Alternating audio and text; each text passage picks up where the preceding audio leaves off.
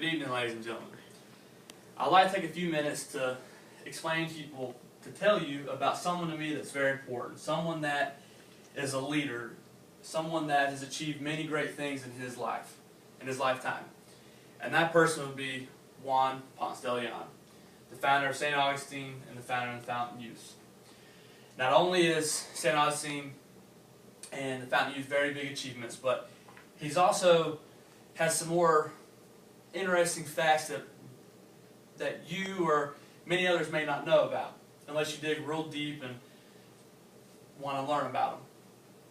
So today I'd like to tell you a few things, and the first will be starting off as his relation with Christopher Columbus. The second is being his finding of gold, and the third is, unfortunately, his death.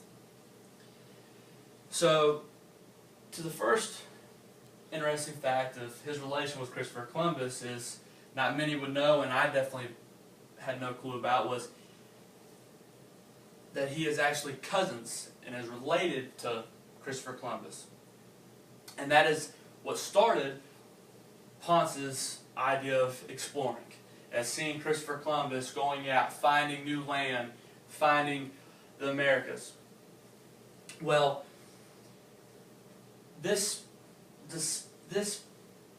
idea that Ponce got came true in 1493, as when him and Christopher Columbus decided to sail across together to the Americas with 1,200 sailors, soldiers, and colonists.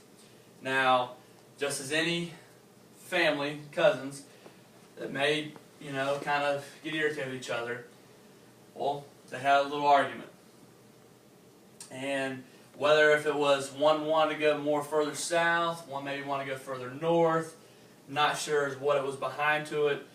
But after the ashes were settled, Juan and his family decided that, you know what, we're going to stay here on this land, on this area, which is now known as the Dominican Republic, and where he first started his homestead, if you'd like to call it that. Well, while he was living there, Ponce unfortunately got a disease in his right hand, which ended up making him have to get it amputated. Well, as a big of a typer and a writer as Ponce was, it was a little difficult for him because he was right-hand dominant, so then it took him a little longer to get back in the groove of writing his journals with his left hand.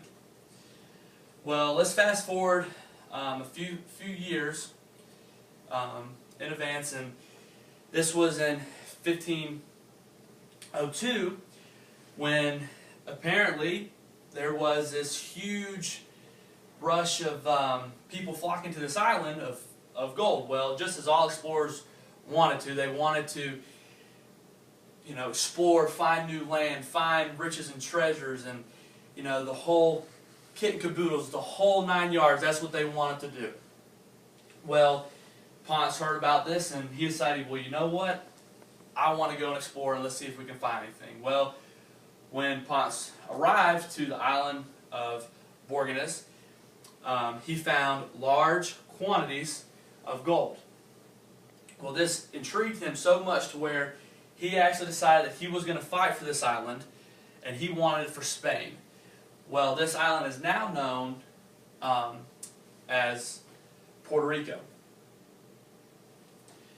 And then, unfortunately, the sad part, Ponce's death, in 1521, Ponce decided that he wanted to go ahead and move to Florida.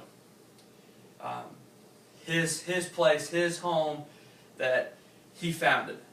He wanted to start his own colony.